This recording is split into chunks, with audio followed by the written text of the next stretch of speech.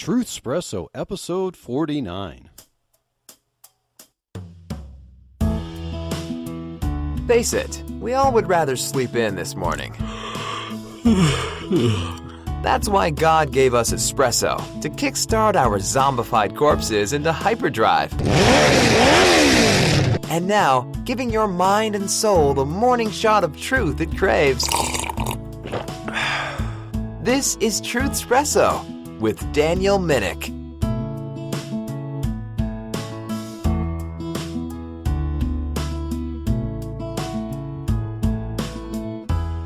Well, hello, this is Daniel Minnick, your host for Truthspresso, and I am going to take a little bit of a break before I finish up the last episodes of our series on economic topics. It's not that there aren't any economic ramifications regarding the topic we're about to address in this episode, but we're going to change gears a little bit, and we're going to talk about a topic related to healthcare or perceived healthcare, particularly topics related to abortion. Now, I just looked at this article published 3 weeks ago as of the recording of this episode. It is entitled, "Colorado Clinics Perform More Abortions Due to COVID-19 Restrictions in Other States." And since we are still currently in the pandemic, it's difficult to get away from the topic of the coronavirus. But as we see the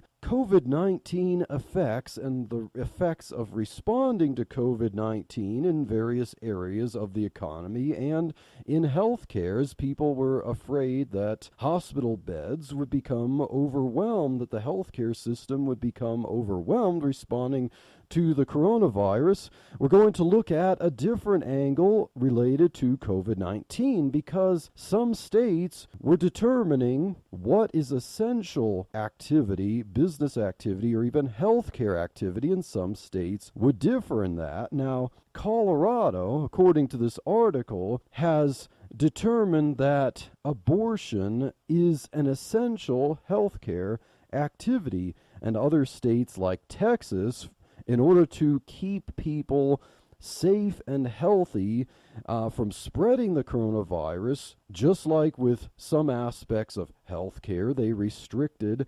abortions. And so people in Texas and other states have decided that since they figure they need abortions, they would get in the car and drive up to Colorado. And some abortion providers in Colorado have been happy about that, particularly in this article, a Willke Cohort, who is president and CEO of the Planned Parenthood of the Rocky Mountains.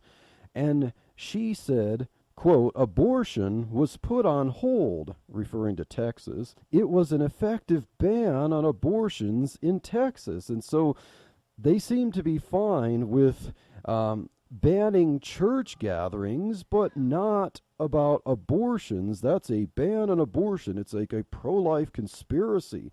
And so then the article notes that about 3/5 of the explosions in new abortion cases in Colorado during the coronavirus pandemic have come from Texas, because Texas has been more strict on it. So people are hopping in the car, flocking and driving up from Texas to Colorado to get abortions. And abortion providers, Planned Parenthood in Colorado, is happy about this.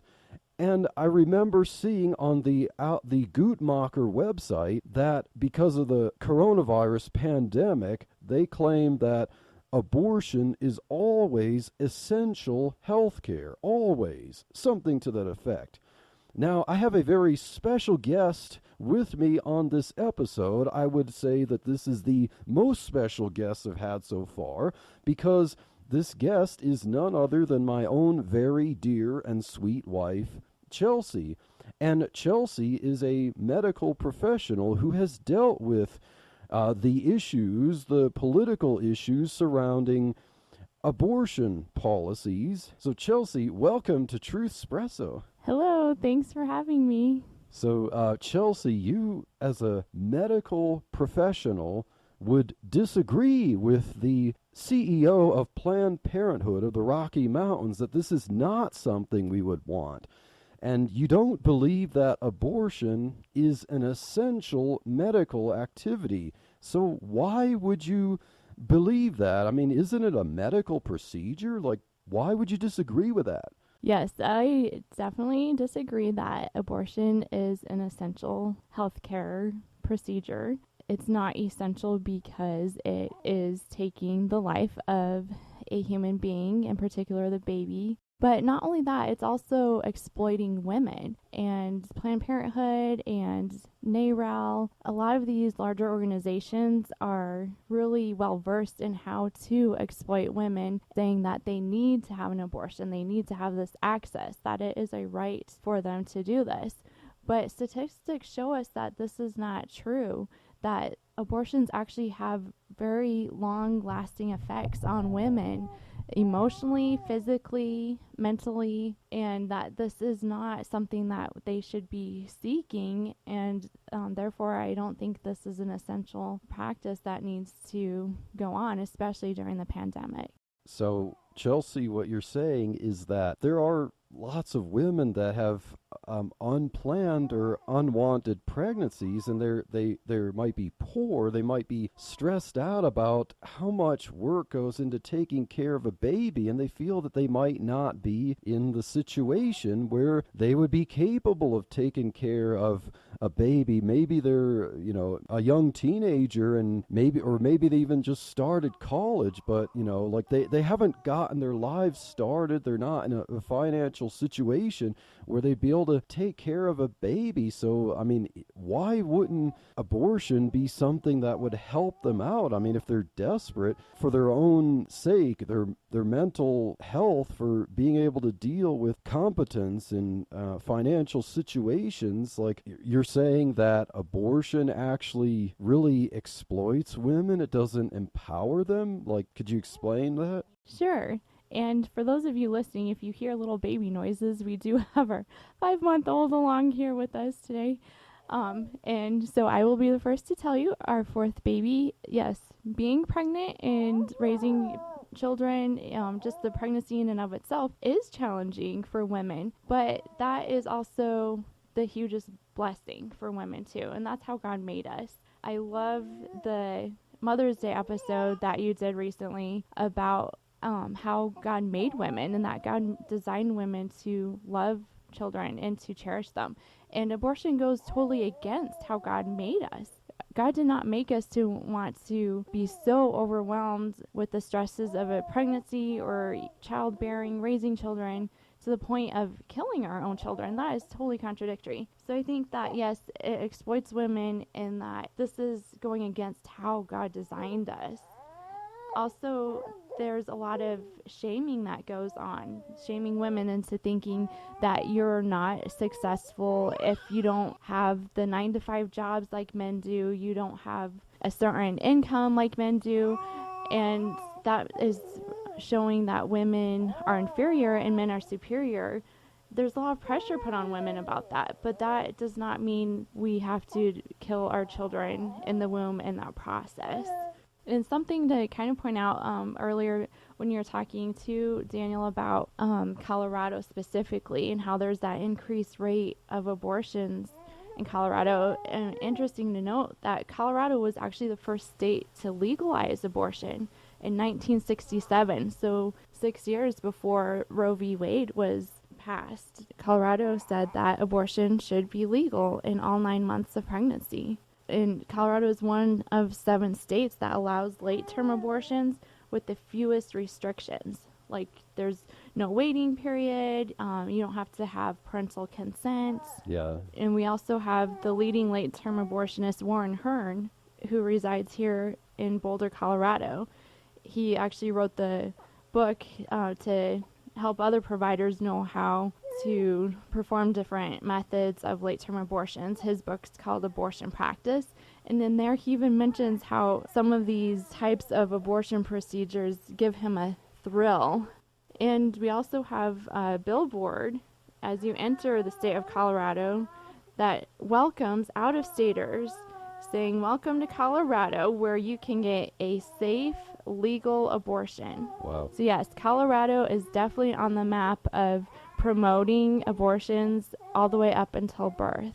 Wow. So even before that landmark case of Roe versus Wade, Colorado was kind of on the forefront of making abortions legal. And I know I talked about abortion history back in the early episodes of Truthspresso. I have 6 episodes responding to an article by John Irving, who is a novelist and screenwriter who writes about abortion history in the fiction realm. And I covered some of the history, the colonial period, how abortion was treated as a policy in the colonial period, contrary to Mr. Irving's assertions that even early Puritan Christians he thought were more pro-choice or pro-abortion, where they don't seem to be as pro-abortion as he thought. And and I traced the history of abortion laws in some states, and where it was Connecticut that actually had the first anti-abortion law as medicine was advancing, like in a way to protect women from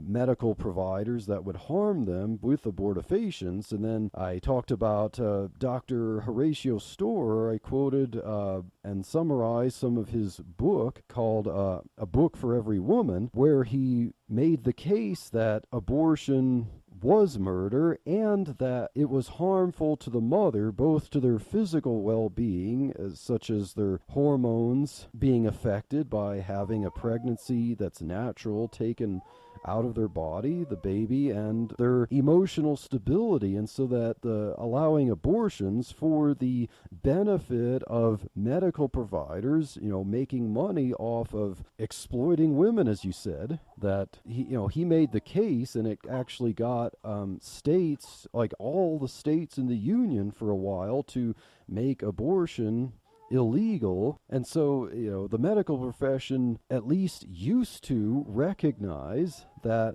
abortion does exploit women, at least for decades, until there were political movements, such as after the turn of the 19th century, especially in European countries, you had a political movement such as that of eugenics that would try to cultivate society to be more of like a superior race of people, like trying to get rid of disabilities by getting rid of disabled people, preventing births, preventing even reproduction by people who had handicaps, to try to prevent more handicapped people from living and existing in society. And so eugenics was a move to try to regulate births.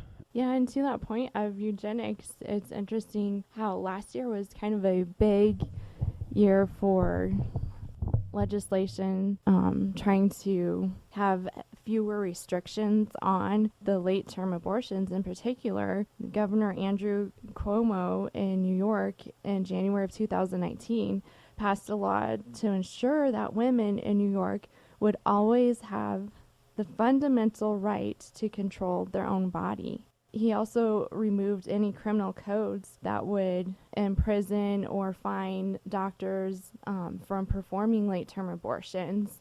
Yeah, that's very interesting how things have developed in our society, especially activists that try to basically change the definition of abortion, or change the definition of what's considered abortion rights, that it used to be even like earlier in the pregnancy, and now it's up until basically after birth, and trying to give a time window for when a parent after birth can decide if the child is worth keeping or not, and to be able to have the legal freedom to kill a child, not only in the womb, but also outside of the womb. So I think this is kind of getting into the question that we need to start asking and answering.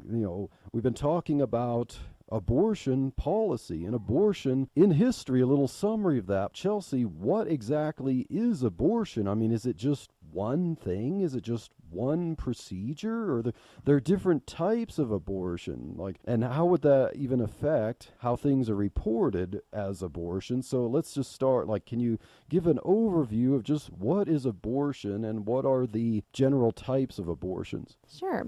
So, yeah, there are different methods of abortion depending on at what stage in the pregnancy the woman is at. A lot of doctors don't even follow the guidelines of when you're supposed to perform the different abortion procedures that can affect how abortions and the rates are reported, also the complications that we see with abortions, and also a big push for abortion method using chemical means, taking medications. The most common form that was legalized by the FDA in 2000 is known as RU46.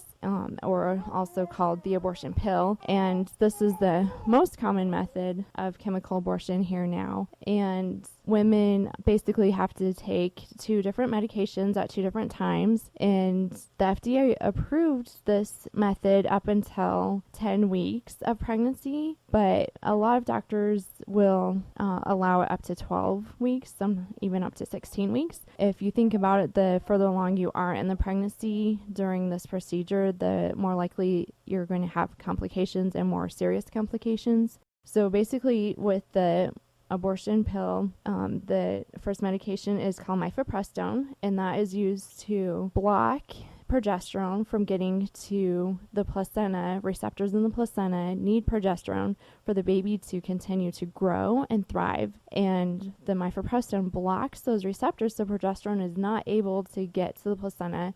This causes imminent death of the baby for the most part. Once the baby is deceased, then about 48 to 72 hours later, the mom will take a second medication called misoprostol, also known as Cytotec. This causes contractions, and then the mother is able to expel the now dead baby. Recently, there has been some doctors that have done research on the potential of reversing this type of abortion procedure. Dr. DeGaldo and Davenport have been able to find a protocol using progesterone to reverse the effects of the mifepristone, which is absolutely amazing. We have over 800 babies since the year 2011 that have been born as a result of reversing the abortion pill process. 300 of those have just been in the last couple of years. So we're seeing an increase in women recognizing that there's this option. A lot of women, right after they take that first pill, regret that decision. They felt that they were pressured into making that decision. So as soon as they take that first pill, now they realize, oh my goodness, what have I done? And want to reverse it.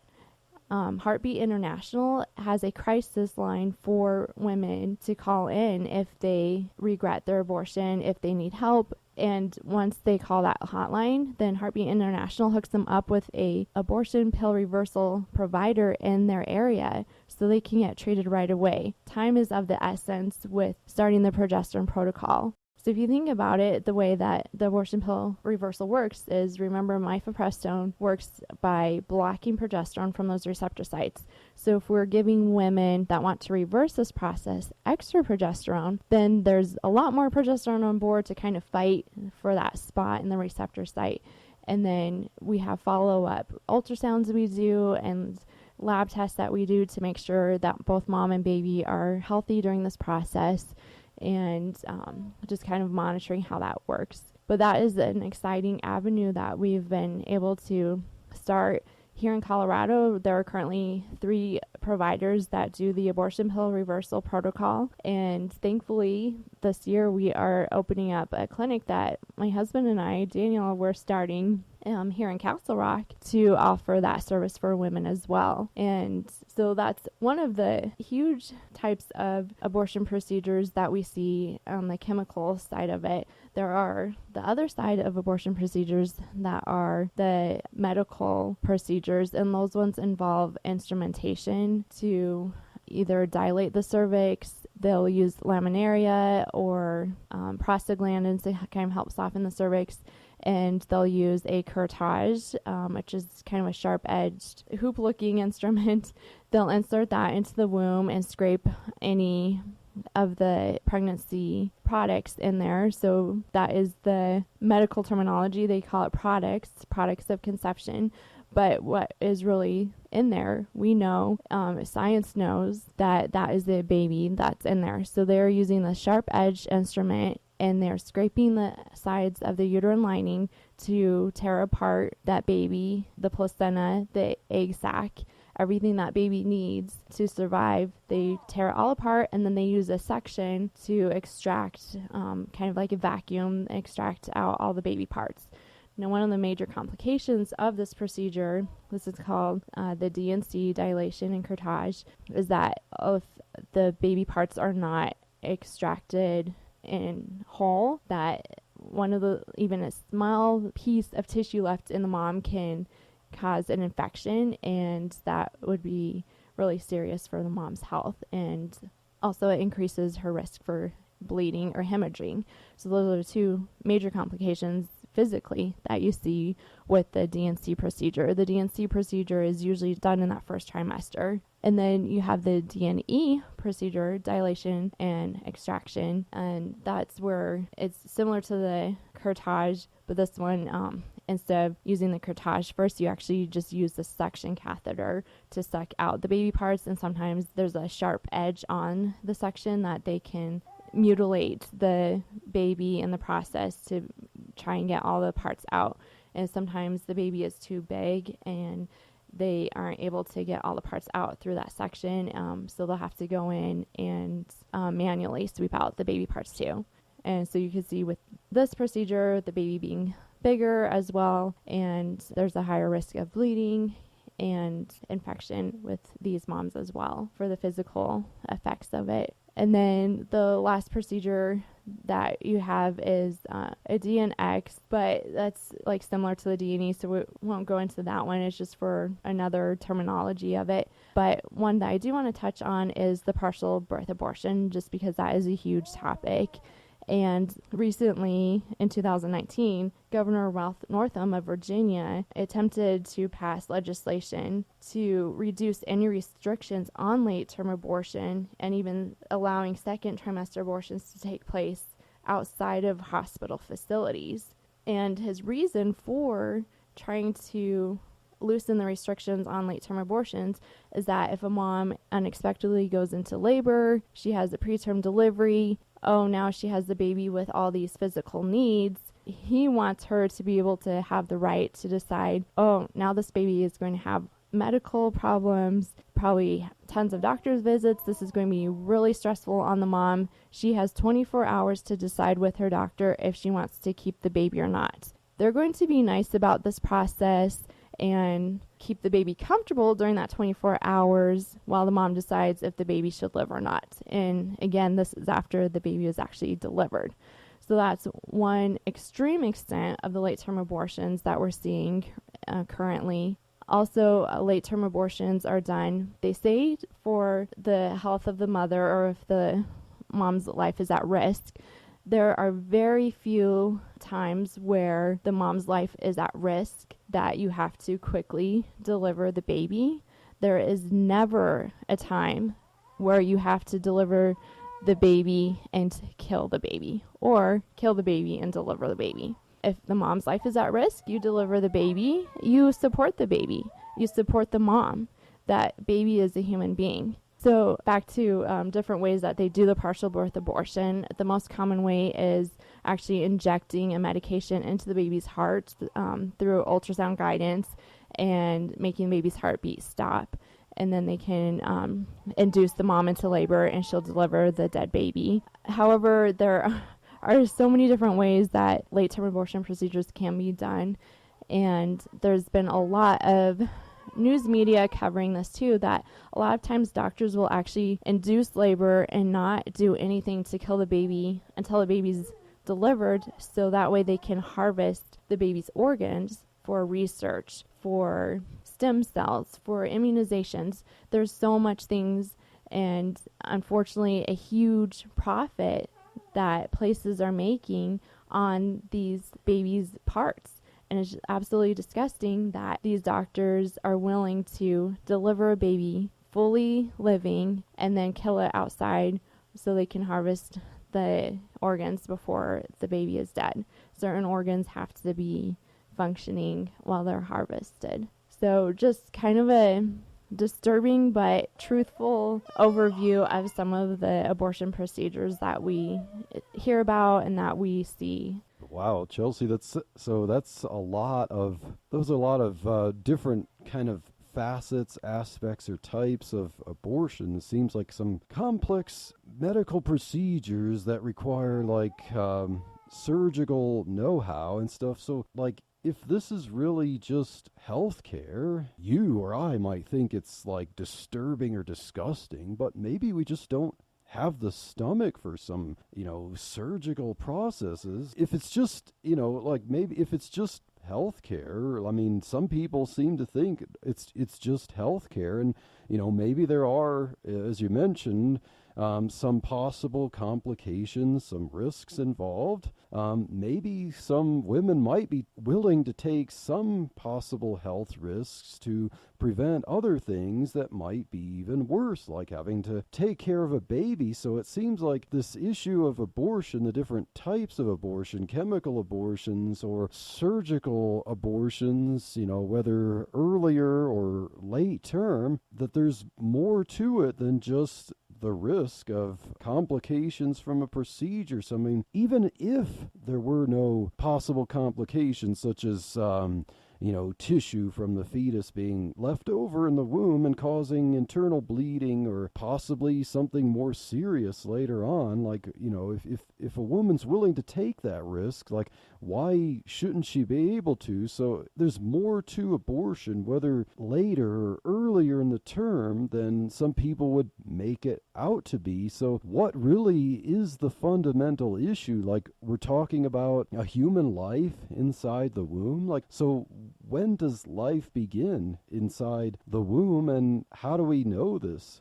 Yes, I think you hit it right on the head with that. The issue is, what is the unborn? If we're talking about another piece of tissue or non-living substance inside the woman, then we wouldn't even be having these discussions and these debates. But we're not. We're talking about a human being, a person inside of the mom that just needs that place to thrive and to grow. Even a 1-year-old or a 2-year-old still needs their parents to help grow and to be cared for. So I think you're right that we need to look at the question, what is the unborn? There is so much documentation now with all of the advances in technology and specifically in ultrasounds that we can show and demonstrate that life begins at conception. Planned Parenthood and some of the leading pro-abortion industries have been really good about manipulating and changing the terminology from life beginning at conception to life beginning at implantation. And their main reason behind doing that is that this gives them more ability to promote the morning after pill. The morning after pill, or emergency contraception, is a type of birth control method that doctors recommend. If you've had unprotected sex, then you can go ahead and take this medication, and that will help prevent the sperm and the egg coming together. And if the egg and sperm do come together, then this will actually discard what science considers a new human life.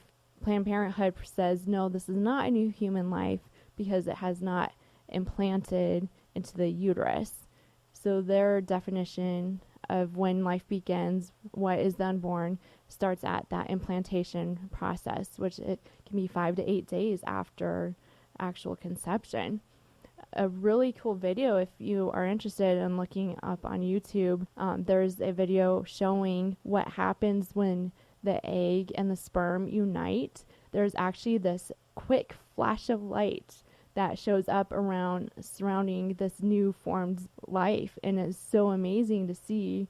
Wow, at that very moment there's this bright flash that shows life has just begun. It's like scientists are like, wow, this is so amazing. This shows life begins at conception. But the debate has kind of transitioned from what the unborn is a human being. Yes, every aspect shows and points. Doctors, even abortionists, even women for choice will say, yes, human life begins at conception. But now we're starting to see this trend of moving from that argument and that foundation to, it doesn't matter. It is my body. It's my right to have this abortion. It doesn't matter if it's a human being. It doesn't matter if it's a person. My rights trump the rights of that unborn. And I know, Daniel, you like to kind of talk about that transition, that evolution of the abortion debate that we've seen. So I'll probably let you talk about that more because you're more versed on that side of it. Yeah, because it's very interesting Chelsea, as I went through those episodes of Truthspresso about abortion fiction and responding to Mr. John Irving's article and looking at how abortion was treated in history based on the understanding of the science and the medicine at the time. And of course, Mr. Irving tried to make the argument that during colonial times, abortion wasn't treated as horribly as a thing as the pro-life movement today treats it, with its arguments about protecting life, the life of the unborn. And there might be a little bit of merit to that, but as I made the point, it was not based on some kind of religious belief that allegedly a woman had a right to abort until this time that used to be called quickening, when the mother felt the baby in the womb kick. And so then at that point, that was the only way with the science and the medicine at that time to know that there was an actual baby in the womb. Like, sure, you had morning sickness, or, your belly was growing because something was there, but you couldn't look into the womb to see exactly what was there. And even Christians throughout church history, although they were solidly pro-life, as I documented from the writings, but even then they didn't have the medical technology to be able to look into the womb like with the ultrasound that we have today to see when life begins. And so the policy of Christianity has always been to protect life the best we know how and the best we're aware of when we see that there is life. So unlike what Mr. Irving was trying to present, that because the colonialists recognized that life was there when a quickening event happened, that didn't in any way mean that they believed that there is some right to get rid of the fetus until that point. That was the only point of time that they could recognize that there was life in the womb, and they knew they had to protect it, but they didn't believe that there was some right to abortion until that point. But as time went on, past the colonial era and into the 19th century, in the 1800s, as medical technology was evolving so that we could learn more about embryology and what was going on in the womb, at the time, states started to pass some laws, like Connecticut was the first one, and even things were limited at that time, so they passed the first pro-life law that would forbid the practice of abortifacient medicines for the purpose that it could affect the health of the mother. And so at that time, there was still like recognition of how things were affecting people. And so at first, there might have been, a time before that where abortifacient was kind of like an underground practice with midwives, but there wasn't a lot of legal basis to say, well, this causes this, but it was still not part of respectable society, because I pointed out that things had to be sold with an awful lot of euphemisms to make it sound palatable. But enter the mid-1800s, when technology was advancing enough that you had the evolving practices of obstetrics and gynecology, and there was a certain doctor named Horatio Storer that I mentioned earlier, and as he learned the science of the way things worked, he learned the science that would demonstrate that life does begin at conception, and it was that was something kind of new at the time. Now, there were people who did believe that, but they couldn't prove it until more recently at that time. Even Tertullian, back in the early church period, he proposed that life began at conception. There were other Christians who maybe followed the wise philosophers and thought that maybe life began at 40 days or halfway through pregnancy. But even then, the consensus among the early church was you don't intentionally terminate a pregnancy even if we didn't know when life began, because God was creating a human being. But Dr. Horatio Storer was studying the science and the medicine. He saw not only that life began at conception, that it was killing a child, but also that there were effects, physical and mental, on the mother for doing these abortion procedures, or for women taking what at the time would have been more dangerous poisons that were meant to be abortifacients. And so he wanted to protect both the mother and the baby by educating society and even educating lawmakers in all the states to move to make this process, this procedure of abortion, whether through abortifacients or surgically removing the child, illegal, because it was an act of murder. And so he saw that the laws were not really keeping up with the science, and so he had a heart for the unborn and the woman. And he started the American Medical Association, and the early and small American Medical Association wrote some articles and persuaded state governments with their findings that abortion should not be legal. Like, if we have laws against murder, we have laws against harming people, then if the science shows that that's what abortion is, then because the child in the womb at conception is a human being, then the law should reflect that. Murder is murder no matter who's murdered. And so Horatio Storer made the case for that. And unlike John Irving in his article, he didn't seem to know what doctors were thinking. But somehow they got what they wanted in his view, which was allegedly to control reproductive rights of women. Of course, that's revisionist history out of his own ignorance, because his article or any of his other writings or his movie doesn't make the case or really examine exactly what abortion is.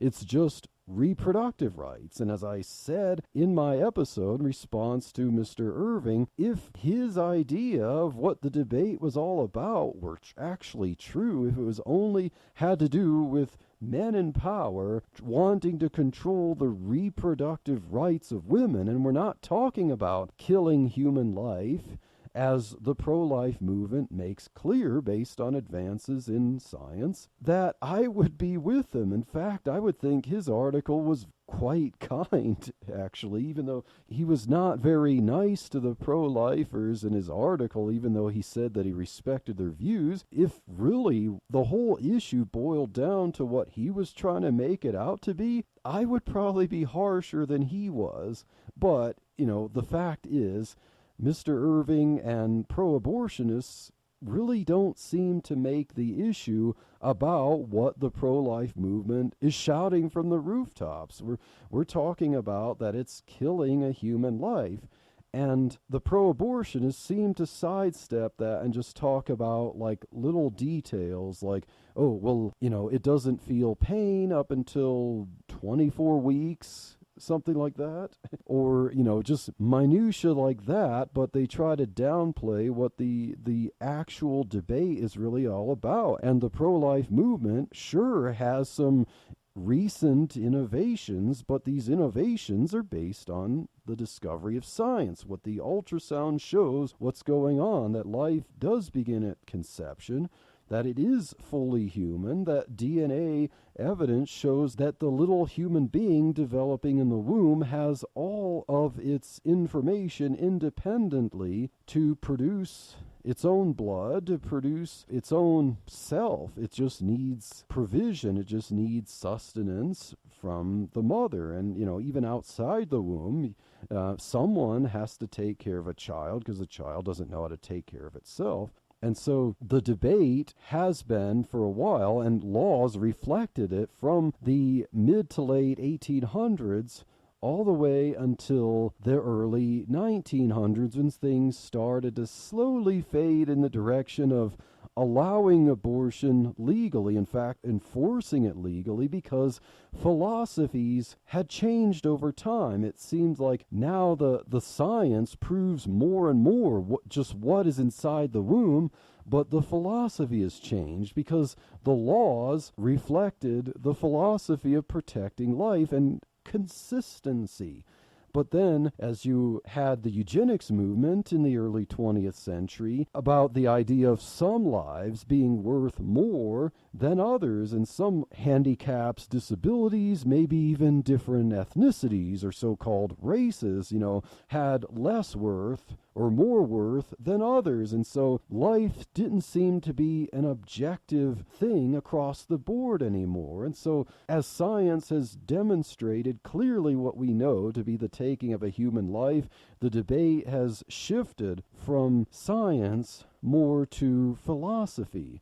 I wonder what Roe versus Wade would have been like at that time, as there were still questions about what was in the womb and when life began in a scientifically confirmable way, and the way Roe versus Wade seemed to use the trimester system to determine what the rights of the mother would be, and that Roe versus Wade dictated that somehow the 14th Amendment guaranteed the right to privacy, and somehow the right to privacy would then mean that a pregnant woman would have the right to private medical care and not be scrutinized by public policy. And so basically within the first trimester, the woman had absolute right to abortion. And then the second trimester, I forget exactly what the restrictions were.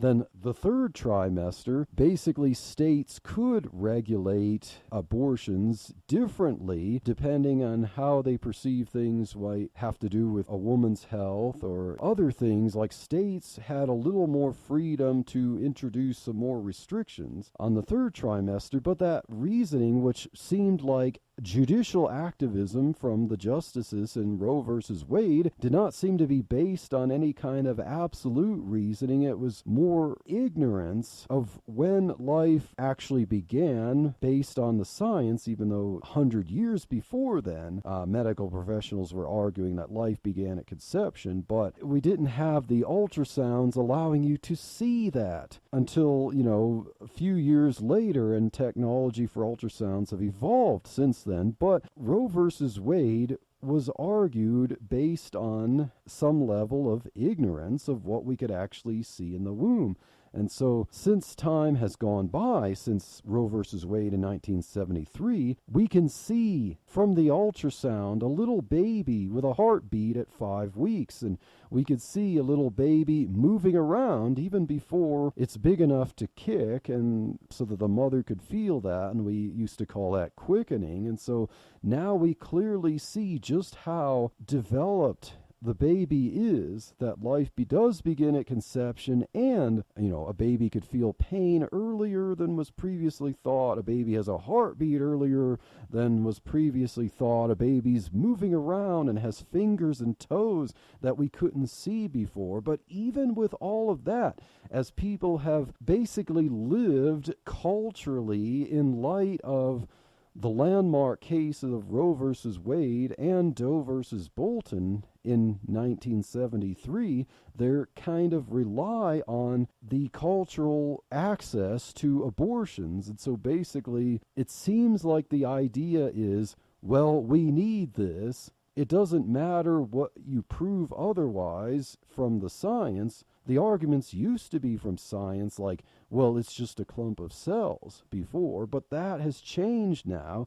And pro-abortionists, as you admitted, Chelsea, they now will even admit that life begins at conception. But as the philosophies have changed, like, as I mentioned, the philosophies of eugenics, the debate now becomes an argument of different tiers and types of rights. Like, do the rights of the woman trump the rights of the baby inside? So it's not an ontological argument anymore. It's an argument of, do the rights of a woman with her mental or physical or financial stability, yeah, and we can't downplay any of that. I mean, I know that I'm not a woman, so I can't speak to that with authority, but basically it's just, do the right to control her body, bodily autonomy, trump the rights of what is inside her body, what is inside her womb, even if it were fully human, just like she is, if it's fully alive, just like she is, even if it can feel tremendous pain from the act of abortion. Basically, the philosophy has changed to say that the right of a fully grown woman or man trumps the right of what is otherwise fully human but not fully grown, or the location inside the womb. That somehow this philosophical concept is the proof. It's all the proof you need to defend current abortion rights based on laws, or rather based on Supreme Court decisions that were actually ruled based on ignorance of the science. And so sometimes, you have to wonder, if they had the science, if they had the ultrasounds that they have today available, would they have ruled the way they did at that time based on ignorance? But we can't dwell in the past. We can't dwell on these counterfactuals. We can only dwell on what we have as the battle today. And so, Chelsea, you described a lot of the science, the medicine, the medical facts surrounding what abortion is. But some abortion activists seem to want to sweep that aside. It doesn't matter as much. And the issue has just shifted now over to an assertion of rights. And so, but since this philosophy of one right trumping another is subject to debate, because it really doesn't seem to be based on absolute truth, it's just opinions. Like, upon what absolute basis, upon what presupposition does someone assert, my body, my choice, so whatever's in my body, I have the right to kill no matter what it is? Like, how is that an absolute argument? And so it seems like the pro-abortion side seems to be content that their position is not based on absolute premises. And so basically, it seems to me that they're content not really to win the debate, but rather to legislate away the debate. And so attack hate speech or just make it illegal to go against abortion. And so it's like might makes right. And so we declare, based on our philosophy, that this right trumps this right. And we're forced as pro-lifers that we have to just acknowledge that or accept that, because then the law takes precedent to enforce that philosophy, and that becomes the underlying basis for the validity of these assumptions of philosophy. But of course, since these philosophies are not based in absolutes, the laws and the case rulings seem to keep changing their criteria. And it doesn't seem to be that it's supposed to be based on anything absolute. It's just, well, if we get the result that we want, if it advances our cause, we accept it, regardless if it's based on truth, regardless if the foundation upon which it is based constantly changes. But that is what we call progressivism anyway. But Chelsea, thank you so much for giving us your insights, giving us your research, and we're going to continue doing some more episodes on the topic of abortion. Yeah, thanks for having me on, and hopefully we can have some more discussions and make some various resources available for you if you're interested, and hope to join you again soon. Well, thank you for listening to this episode of Truthspresso. I hope that it was informative and enlightening. And until next episode, God bless.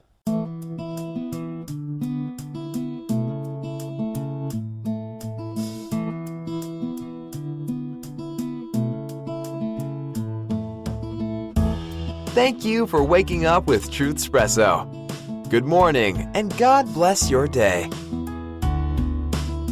Hey friends, Daniel Minnick here again.